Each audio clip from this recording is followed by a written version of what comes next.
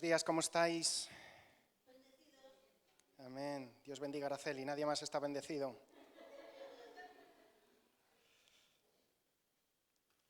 Quiero que vayamos al libro del profeta Miqueas. Sí, existe, está en la Biblia. Son esos libritos que más o menos a partir de Daniel en adelante ya no sabemos que existen, excepto Jonás. Pero sí, hay unos libritos por ahí que se llaman de los profetas menores. Y hay grandes cosas que podemos aprender. El libro del profeta Miqueas. Vamos a ir al capítulo 6. Vamos a leer algunos versículos del capítulo 6, empezando por el 1. Pero antes de nada quiero deciros quién era Miqueas.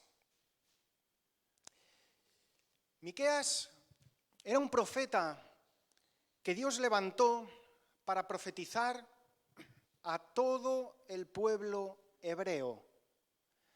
En aquel tiempo el pueblo hebreo estaba dividido en dos reinos, el reino del norte que se llamaba Israel y el reino del sur que se llamaba Judá. Y él se puso a predicar, fue tanto a un territorio como al otro, especialmente en las dos capitales, Samaria, capital del norte, Jerusalén, capital del sur. Y eran tiempos muy convulsos.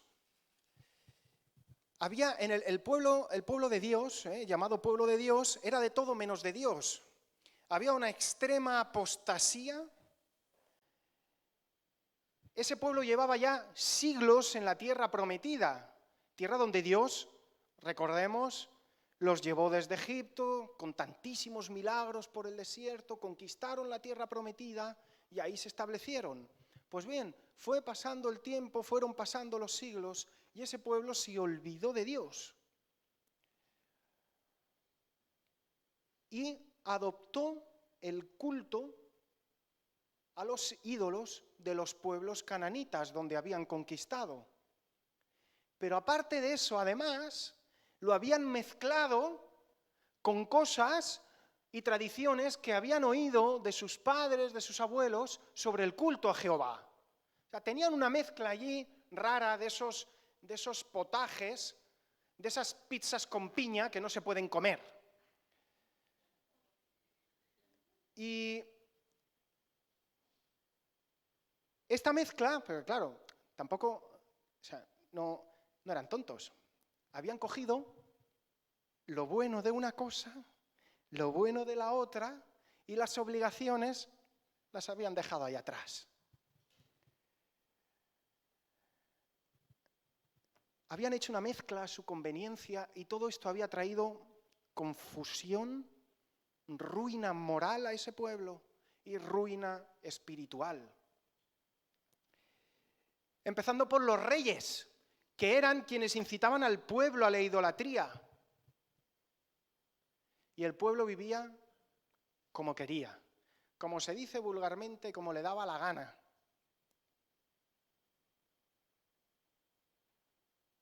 Mezclando esas tradiciones de la ley de Dios con el culto a los ídolos. Traduciéndolo a un lenguaje de ahora, diríamos que el mundo se ha metido en la iglesia. Lo que tenía que ser santo, consagrado para Dios, que era todo ese pueblo, lo habían hecho una mezcla. Y se habían profanado, como dice la Biblia, se habían prostituido.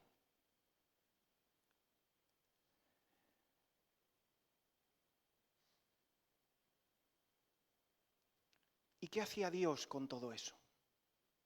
¿Qué hizo Dios?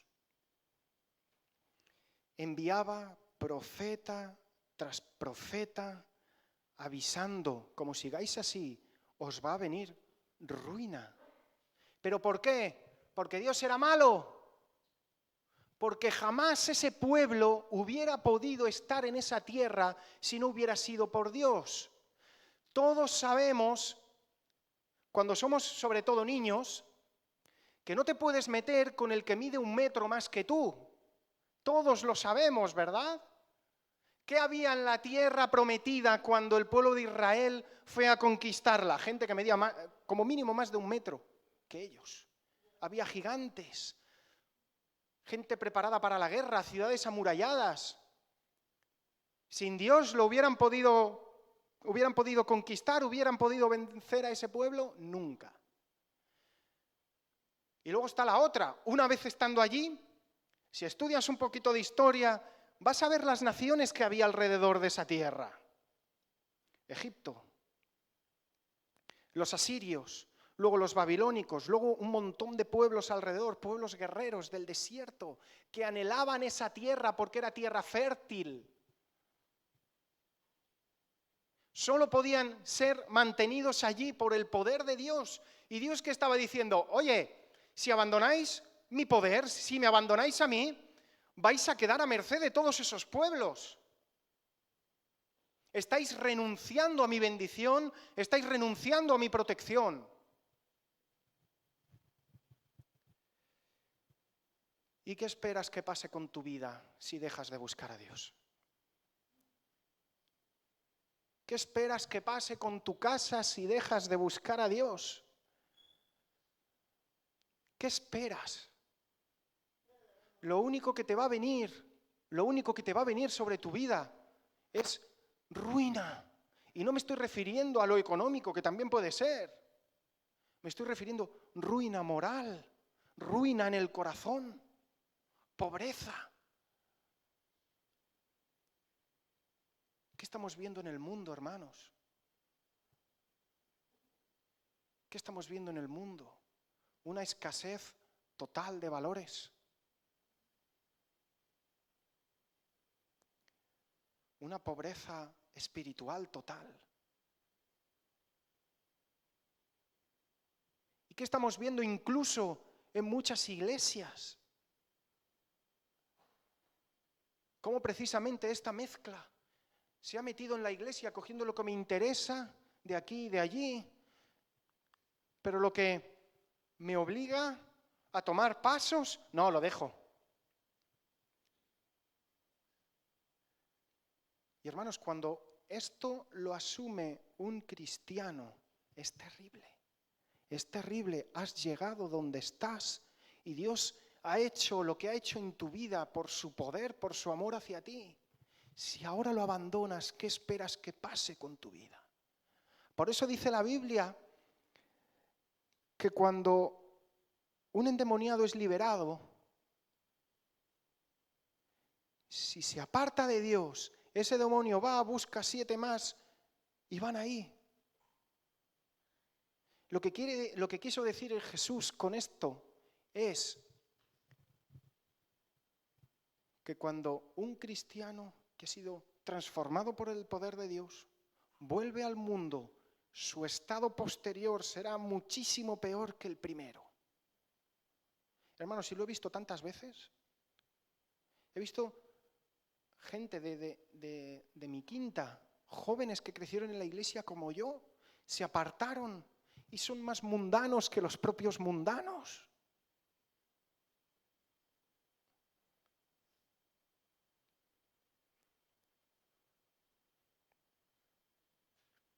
Pues Miqueas es enviado en un tiempo donde ocurre todo esto. Y fijaos si era extrema la situación, que no solo envió a Miqueas, junto con Miqueas envió a Isaías, a Oseas y a Amós, 4 profetas a la vez. 4 profetas a la vez tuvo que enviar el Señor para zarandear al pueblo. 4 profetas.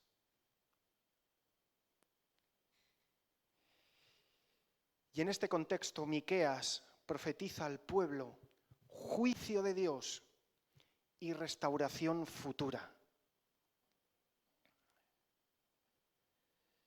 Vamos a leer Miqueas 6, versículo 1. Oíd ahora lo que dice Jehová. Levántate, Contiende contra los montes y oigan los collados tu voz. Oíd montes y fuertes cimientos de la tierra, el pleito de Jehová, porque Jehová tiene pleito con su pueblo y altercará con Israel. Y Dios pregunta: pueblo mío, hijo mío, hija mía, ¿qué te he hecho? ¿O en qué te he molestado? Responde contra mí. Dios te pregunta hoy: hijo mío, hija mía, ¿qué te he hecho para que dejes de buscarme? ¿Qué te he hecho para que vuelvas al pecado? ¿En qué te he fallado? ¿Acaso no he estado contigo? ¿Acaso no te he respondido? ¿Qué te he hecho para que ahora me des la espalda?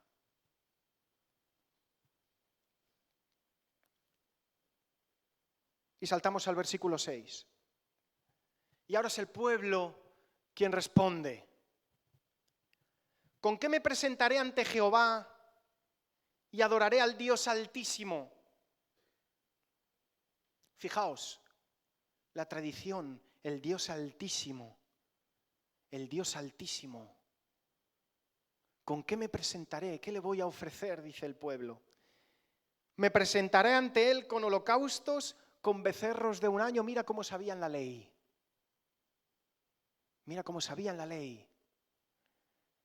Sabían cómo se tenían que hacer los sacrificios a Dios. Sabían qué tenían que ofrecer para recibir el perdón de pecados. Y estaban diciendo: bueno, Señor, entonces si aplicamos la ley, bien, ¿me aceptarás? Y siguen diciendo, versículo 7, ¿se agradará Jehová de millares de carneros o de 10.000 arroyos de aceite? Ahora lo que están diciendo es: nunca en la ley Dios ha pedido 1.000 litros de aceite en el sacrificio. Nunca ha pedido, 10.000 arroyos de aceite. Nunca ha pedido millares de carneros. Ahora aquí el pueblo está exagerando. ¿Qué está diciendo el pueblo? Bueno, si te doy mucho más de lo que me pides, ¿me vas a aceptar?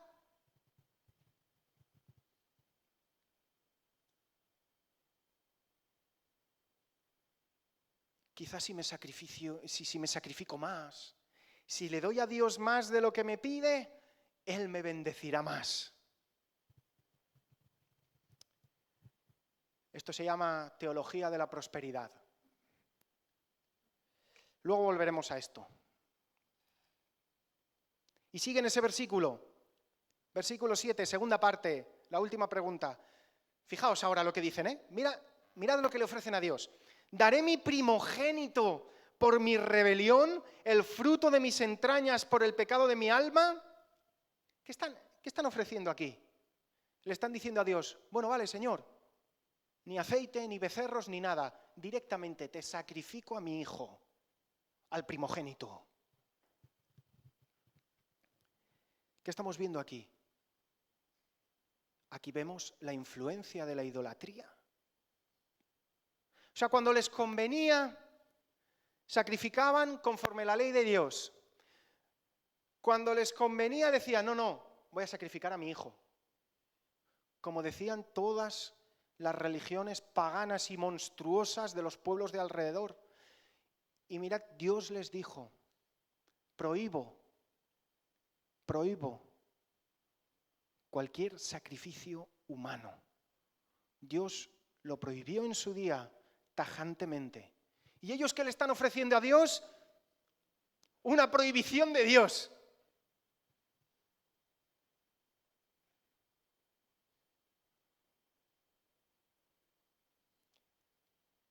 Es como si vas conduciendo y hay un policía y le dices: bueno, policía, me voy a saltar el semáforo en rojo, ¿vale? No pasa nada, me salto el semáforo en rojo. ¿Te gusta? Quizá lo que provocas es que te ponga 2 multas, una por saltártelo y el otro por provocarlo. Es lo que le estaban haciendo a Dios. ¿Me puedo presentar a ti, Señor, sacrificando a mi hijo? Fijaos la confusión que tenía aquel pueblo. Lo que venía a preguntarse el pueblo es: Señor, ¿qué quieres de mí? ¿Qué quieres de mí? ¿Qué tengo que hacer para llegar a tu presencia?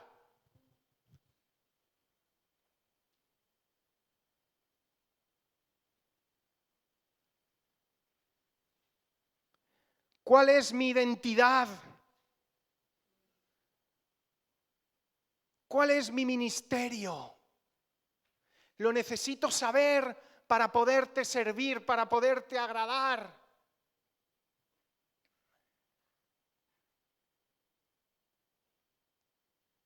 Y entonces aquí llegamos al versículo 8.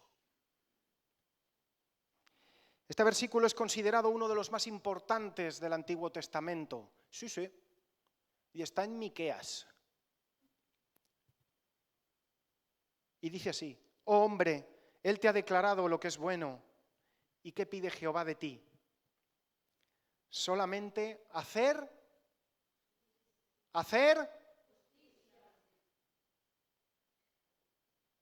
y amar. ¿Y qué más?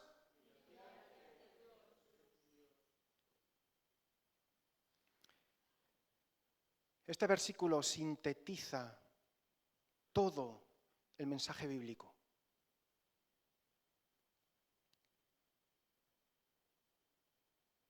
Dios responde aquí la pregunta de ¿qué quiere Dios de mí?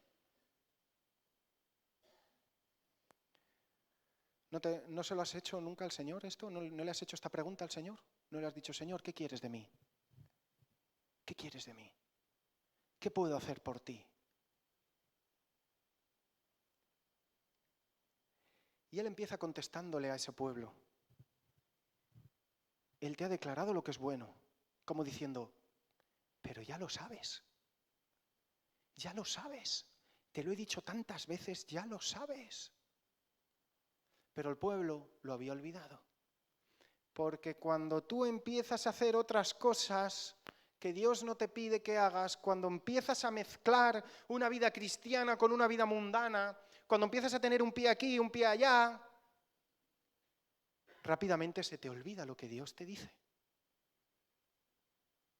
Y lo que Dios le está diciendo al pueblo es, ya te lo he dicho infinidad de veces, pero no pasa nada, te lo vuelvo a decir.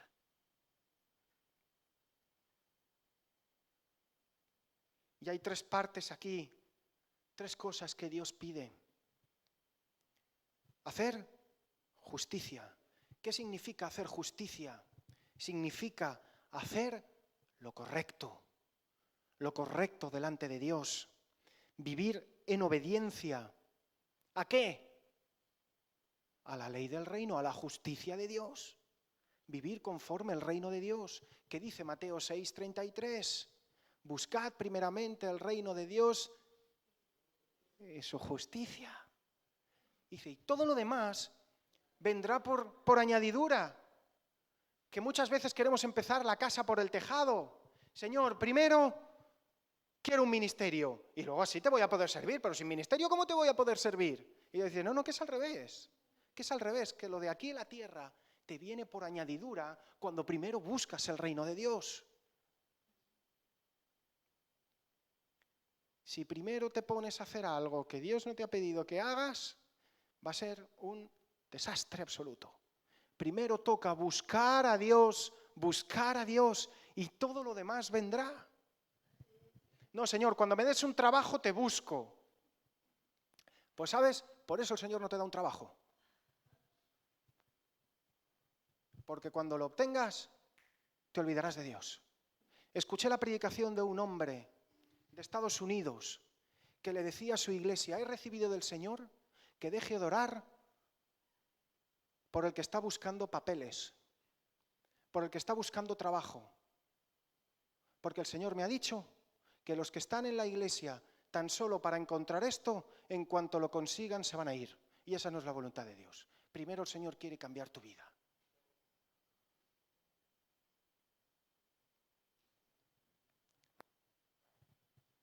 La prioridad es lo celestial, lo espiritual, lo eterno. El cielo, hermanos, no se va a acabar nunca. Pero tus necesidades se van a acabar, se acabarán. En un puñadito de años se acabarán. pero lo eterno jamás se acabará.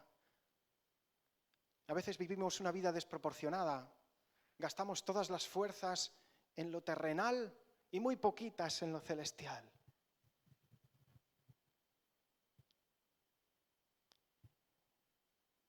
Luego dice, amar misericordia. Es muy curiosa la palabra misericordia, porque viene del latín y la componen dos palabras, misere y cordia. ¿Sabéis qué es cordia en latín? Corazón. Y lo que viene a significar esta palabra literalmente es tener corazón con la miseria del otro, con las necesidades del otro. Un corazón volcado en la necesidad. Lo que viene a significar compasión por los demás. Compasión por los demás. Porque Dios lo ha sido primeramente contigo. Jesús contó una parábola de dos deudores. Y la voy a parafrasear a la versión bíblica de Cambrils, siglo XXI.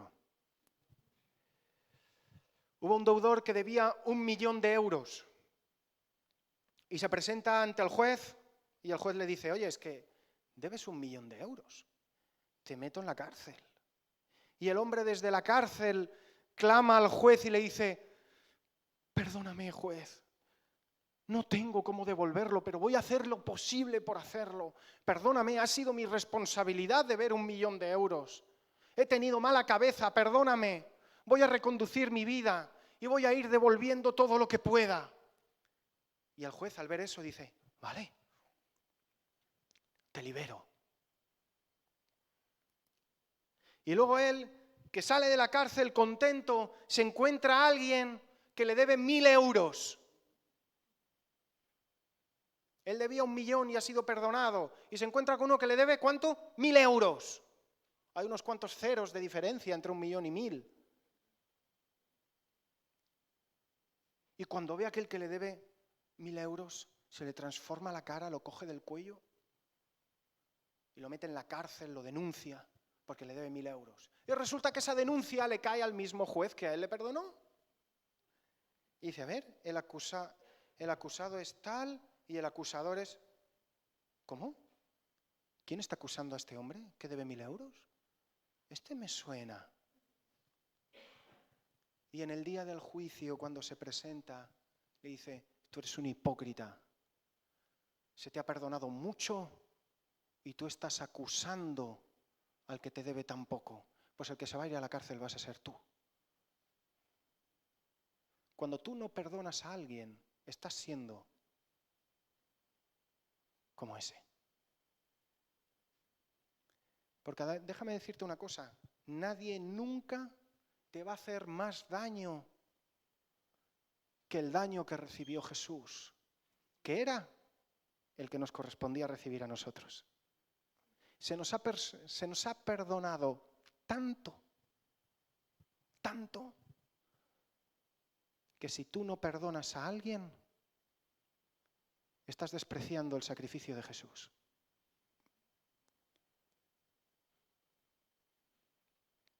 No mostrar misericordia con los demás es lo más injusto que puedes hacer.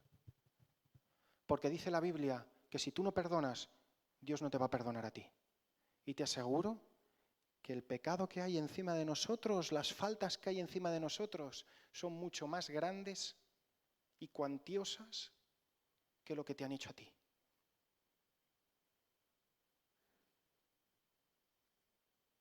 Y tercera característica, la humildad. Humildad ante tu Dios. Otras versiones dicen caminar humildemente ante tu Dios o adorarlo como único Dios. Esto era un mensaje claro contra la idolatría.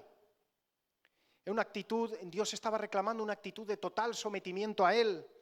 Reconocer su grandeza a la vez que nuestra inferioridad.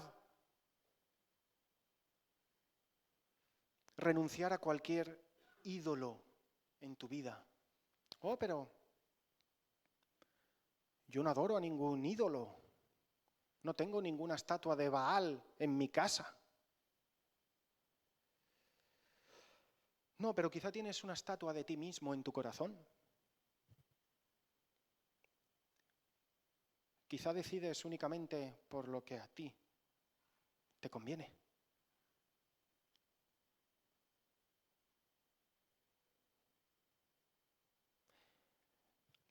Dice la Biblia que el requisito que pide a los maridos hacia sus mujeres es que la amen como Cristo amó a la iglesia. Y eso significa, ¿cómo amó Cristo a la iglesia? Que se dio por ella, murió por ella.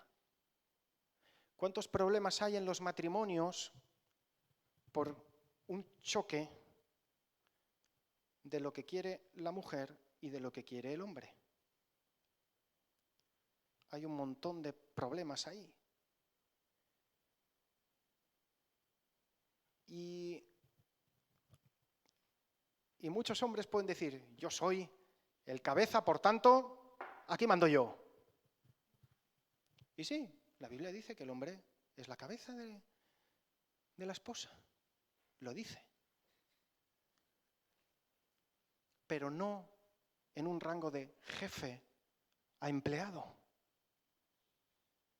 Lo que está haciendo la Biblia es ponerle más responsabilidad. Y dice seguidamente, el marido que realmente se precie como tal, lo que tiene que hacer es morir por su esposa, entregarse a su esposa. Entonces, el primero que tiene que dar el paso de ceder es el hombre, porque está escrito. Todo lo que te va a ir pidiendo la palabra y lo que te va a ir pidiendo el Señor es que vayas tomando pasos de morir a ti mismo, de ese ídolo que tienes en el corazón, de que sea quebrado. Uy, pero cuesta, claro. ¿A quién le gusta morir? A nadie le gusta morir. Claro que duele.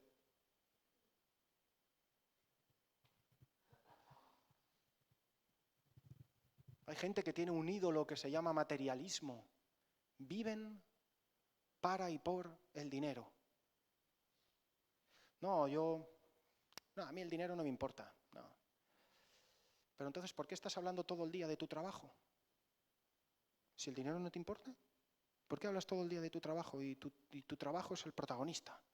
Tus conversaciones son protagonistas.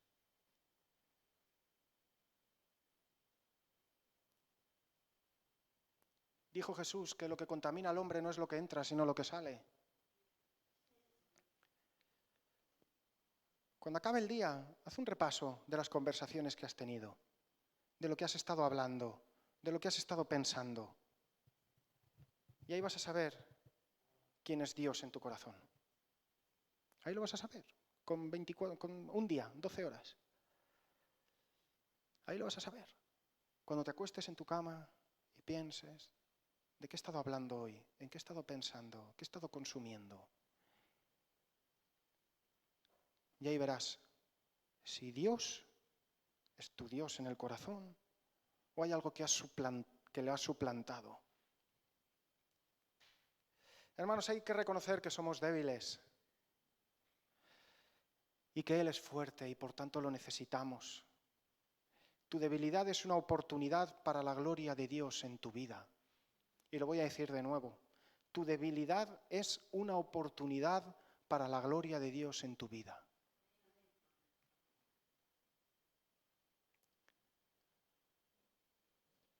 Un pastor misionero y teólogo que me gusta mucho dijo, cuanto más me acerco a Dios, más consciente soy de mis defectos y más me duele mi pecado. Contra más te acercas a la luz de Dios, más negro se ve lo que hay en tu corazón que no está bien. Y el remedio no es dejar de buscar a Dios porque así me deja de doler. El remedio es exponerte cada día más a la luz de Dios para que Él sane y trabaje. Hermanos, quiero Y quiero acabar con la historia que se encuentra en Marcos, capítulo 10, historia muy, muy famosa, que le llaman la historia del joven rico.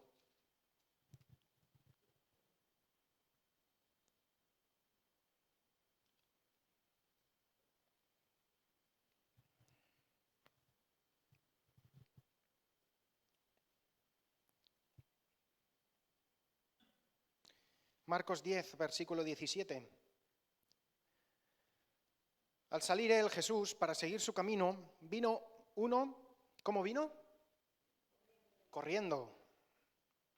E hincando la rodilla delante de él, le preguntó: Maestro bueno, ¿qué haré para heredar la vida eterna? Dicho de otra manera, ¿qué quieres de mí? ¿Qué puedo hacer por ti? Y Jesús le dijo: ¿por qué me llamas bueno? Ninguno hay bueno, sino solo uno, Dios. Los mandamientos sabes. No adulteres, no mates, no hurtes, no digas falso testimonio, no defraudes, honra a tu padre y a tu madre. Y el chico dijo: Maestro, todo esto lo he guardado desde mi juventud. Entonces Jesús, mirándole, ¿qué hizo? Le amó. Wow. Y le dijo: una cosa te falta. Anda, vende todo lo que tienes y dalo a los pobres, y tendrás tesoro en el cielo, y ven, sígueme, tomando la cruz. Pero él, ¿cómo quedó? Afligido.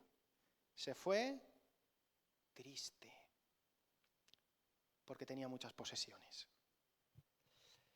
Hermanos, aquí nos encontramos ante un hombre que seguramente más que un joven sería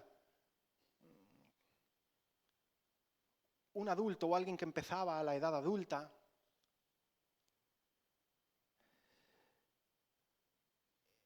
Una persona intachable. Él viene a Jesús corriendo, hincando la rodilla. Mira, nadie se pone a correr si no tiene alguna urgencia. Quizá la urgencia es perder peso. Bueno, también puede ser, la operación Navidad. Pero quizás porque pierdes el autobús o llegas tarde. Esto sobre todo se ve mucho en las grandes ciudades, si habéis estado en Barcelona, en Madrid o de donde vengáis, de vuestras capitales, ciudades grandes, donde hay sobre todo un metro, ves a la gente corriendo por todos lados. Y tú quizá vas bien de hora, pero esa urgencia, ese frenesí, se te pega y empiezas a caminar rápido y dices: ¿pero por qué estoy caminando rápido si yo voy bien de tiempo? Este chico vino corriendo a Jesús, hincó la rodilla, tenía urgencia y tenía humildad. Era sincero lo que estaba haciendo, amaba a Dios. ¿Pero qué le pasó? Se encalló en la religiosidad, ahí quedó trabado. Era sincero con esa pregunta que le hizo el Señor. ¿Qué puedo hacer para ser salvo? Y dice que Jesús, cuando le dice, bueno, pues los mandamientos, le recitó la ley, y el chico dice: todo esto lo he cumplido. Y dice que Jesús lo amó. Hermano, Dios se siente profundamente atraído por aquellos que tienen en su corazón ganas de estar con Él, que tienen realmente en su corazón sinceridad por estar con Él. Dios se siente atraído por este tipo de personas. Y entonces dijo: vale, muy bien, todo esto lo has cumplido, perfecto. Pues ahora te voy a decir qué es realmente ser cristiano y seguirme. ¿Y qué le dijo? Justicia, misericordia y humildad. Repitió lo que Miqueas había dicho 800 años antes. Lo que pasa es que se lo dijo de una manera muy práctica. Vende todo lo que tienes, dalo a los pobres, toma tu cruz y sígueme. Ahí le dio. Ahí le dio al chaval, porque era muy rico, tenía muchas cosas, muchas posesiones.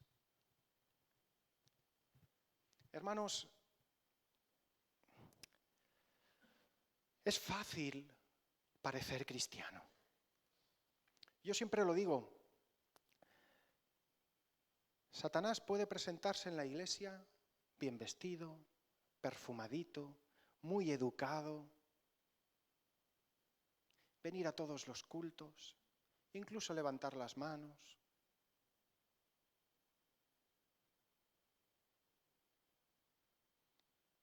Eso no le exige absolutamente nada. Lo que Satanás no puede hacer es adorar a Dios en su corazón. Lo que Satanás no puede hacer es ser justo, misericordioso y humilde ante Dios. Pero puede parecerlo. Por eso dice la Biblia que se disfraza de ángel de luz. ¿Creéis que Satanás entraría por esa puerta con cuernos y la cola y escupiendo fuego por la boca?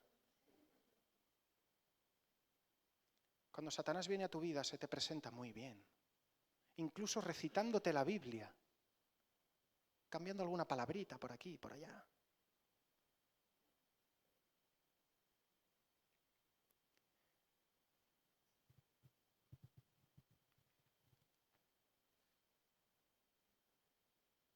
Los sacrificios que podemos hacer para Dios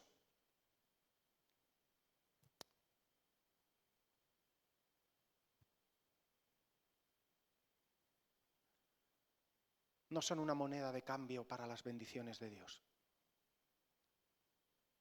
El joven rico, en verdad, lo que quería en su corazón, aunque quizá no era consciente de eso, era comprar su salvación con todos los sacrificios que estaba haciendo. Y ahora aquí regreso a ese punto de la teología de la prosperidad que he comentado antes. El llevar una vida religiosa no te hace cristiano. El venir a los cultos no te hace cristiano. El dar el diezmo no te hace cristiano. Lo que realmente te hace cristiano es renunciar a ti mismo, tomar tu cruz cada día y seguir a Cristo. Decir, Señor, haz lo que quieras. Y de una actitud así sale el querer venir a todos los cultos. Sale el querer dar el diezmo y ofrendar y dar todo lo que uno puede. De una persona así sale el querer abrazar a los hermanos, el querer estar con los hermanos, el querer ayudar, el querer bendecir, el ser bueno en el trabajo, el ser bueno en los estudios, el ser bueno con los vecinos. Por ahí se empieza.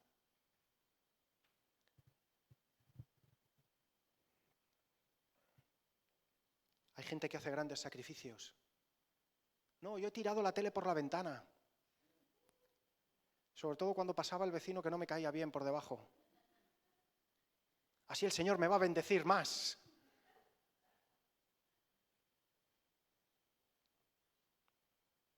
No, hermanos, yo me sé la Biblia de Génesis hasta Apocalipsis. Me la sé entera.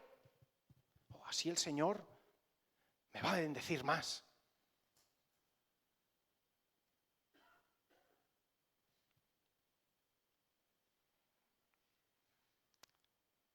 No puedes comprar el favor de Dios. ¿Sabes por qué? Porque ya lo tienes. Ya lo tienes. Ya tienes el favor de Dios, ya tienes la gracia de Dios. No eres tú quien la tiene que comprar. Lo compró Jesús con su sangre. Tú y yo no tenemos moneda para comprar eso. Lo compró Jesús. Ya es tuya la gracia de Dios. Ya es tuyo el favor de Dios. Porque eres hijo de Dios. Estás en la casa del Padre, por tanto, todo lo que tiene el Padre es para ti y para mí. ¿Porque somos los mejores? No, porque Dios es el mejor y nos ama y lo derrama para nosotros. Disfruta de las cosas del Padre. nunca jamás le vas a poder generar una deuda a Dios por muchos sacrificios que tú hagas. A veces actuamos así. Como dice la teología de la prosperidad, dice lo siguiente: contra más le des a Dios, Dios más te va a dar a ti. Entonces la gente, toma las llaves de mi casa, toma. Bueno, estas son las del templo, esto no vale. Toma mi cartera, toma todo. Pues claro, yo le doy al Señor un pisito pequeñito y Dios me va a dar una mansión. ¿Y sabéis lo que les pasa a esta gente? Que luego se encuentra que no tiene ni pisito ni mansión, que tiene el techo del puente para irse a vivir ahí. Hermano, Dios te bendice, Dios te bendice. Él es tu proveedor, Él es tu protector, Él es quien te sustenta, Él es quien te levanta. Si tienes ganas de vender tu casa y poner el dinero para los pobres, hazlo si quieres, pero no intentando comprar el favor de Dios.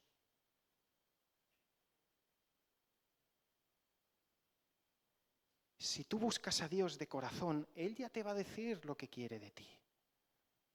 Él ya te va a decir. Yo he tenido personalmente mucha guerra con el Señor, porque a mí me ha pedido cosas que a otros no les pedía. Y yo le decía al Señor, ¿por qué ellos pueden y yo no?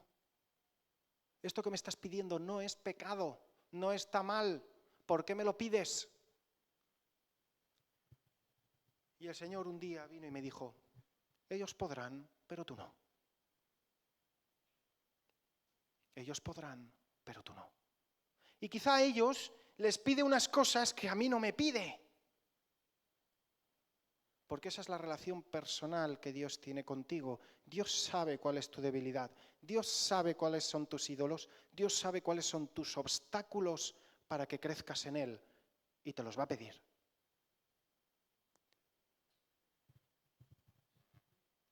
Si quieres impresionar a Dios, si es que en algo se le puede impresionar, es con tu justicia, con tu misericordia y con tu humildad. Antes he dicho que Miqueas apareció a la vez que Isaías, que Oseas y que Amós. Pues fijaos una cosa que dijo Oseas. A la misma vez que Miqueas estaba por un lado diciendo todo esto, mirad lo que dijo Oseas por otro, de parte de Dios. Porque misericordia quiero y no sacrificio, y conocimiento de Dios más que holocausto. Más que tus sacrificios, Dios quiere tu corazón y que lo busques, que lo busques, que lo busques. Hermanos, de todo esto hace 2800 años.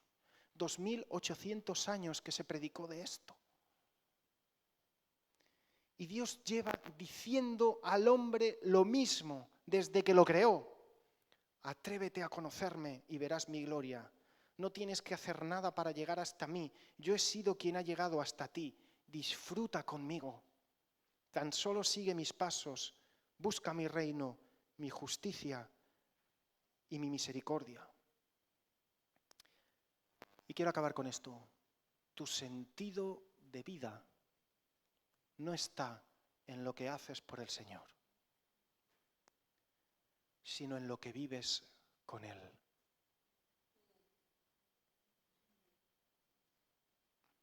No es lo que haces, sino lo que vives con Dios. ¿Y cuántas experiencias tienes con Dios?